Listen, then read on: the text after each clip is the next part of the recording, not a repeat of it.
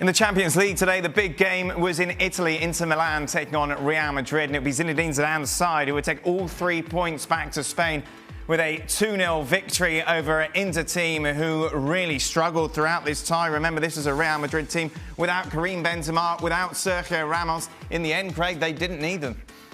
No, they didn't need them, but it didn't help that Vidal was sent off stupidly for berating referee Anthony. The right decision?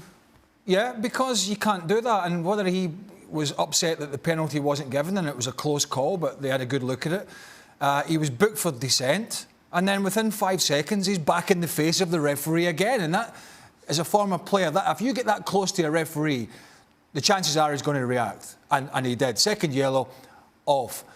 Inter then had a good spell at the start of the second half, actually, with 10 men. And then Real Madrid scored the second. It was game over. This was a game they had to win. They've got to go now. They've got 2 games left. It's looking unlikely they're going to be going through because they go to Gladbach for the next game and then they're at home to Shakhtar. Borussia Mönchengladbach are a more than decent side, and that's not a given that they're going to go there and be able to get a result. So Antonio Conte's side looks like it could potentially be the Europa League again. Ali Moreno joins us. Ali, we've been harsh, haven't we, on Real Madrid, and rightly so, but they pulled a performance out when it was needed today. Yes, they did. And even before the red card happened, I thought that Real Madrid were far better than Inter. To the point to where you just saw full control through the midfield with Cruz and Modric, and then Lucas Vázquez helping defensively, Martin Odegaard just serving as a link, and Eden Hazard sometimes drifted inside. And you just saw a team that was fully in control through that middle area of the field. And in doing that, Inter just didn't have any sort of answers. They didn't have any sort of connection to Lautaro Martinez or Romelu Lukaku for long stretches of time in the first half. Even previous to the red, you just saw Real Madrid build the momentum, really carrying the possession, really carrying the pace of the game, and Inter was merely reacting to that. I thought it was a flat performance. When you needed a little bit of life and energy and urgency from Inter, it just wasn't there. A little bit of life early on in the second half, and that was about it. Real Madrid far the superior team, and they deserve the 3 points. Yeah, Jurgen, what was wrong with Inter today? Yeah, very good question. Obviously, it was not enough to put Real Madrid into any danger. And Real controlled the game from the beginning on, and after the red card of Arturo Vidal.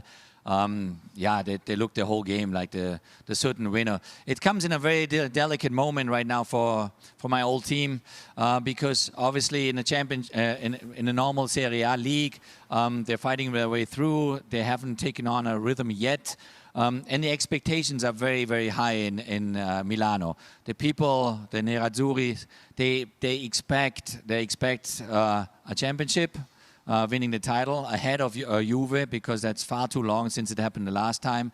And they were expecting big things from the Champions League. So now it looks really kind of ugly if they can go through in the Champions League. And that will create only more uncertainty around Inter Milan right now. It's just 2 points in the opening 4 matches, Gab. How much trouble could Antonio Conte be in? I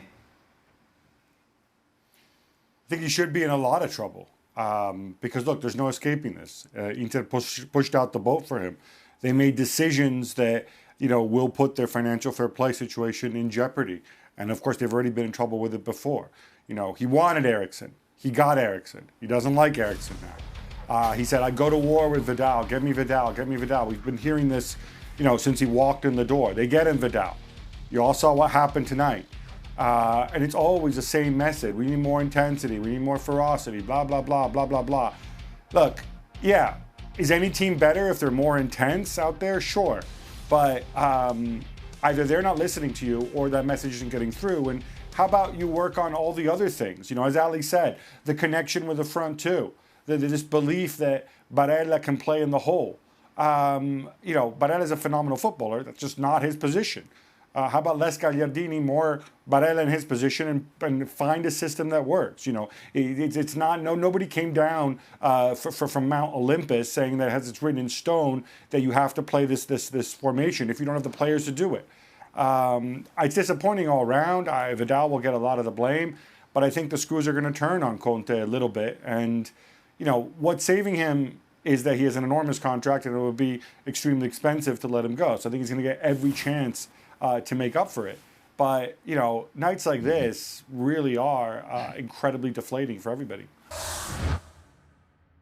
Well, thank you very much for watching ESPN on YouTube. For more sports highlights and analysis, be sure to download the ESPN app. And for live streaming, premium content, and let's not forget as well, ESPN FC 7 days a week. Subscribe to ESPN Plus.